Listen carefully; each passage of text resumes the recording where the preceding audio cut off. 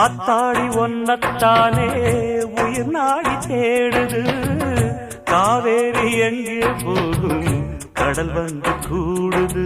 அந்தி பொழுதில் தென்னங்கிளையில் தென்றல் கூத்தாட மையை எழுதி மஞ்சள் குருவி கையை கோத்தாட.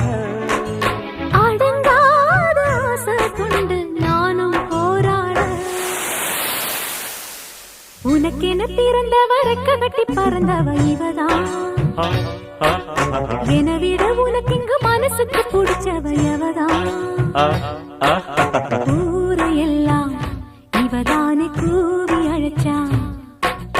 ஆசமாமன் இவன் தான் பாட்டு படிச்சா. எம்மாடியோ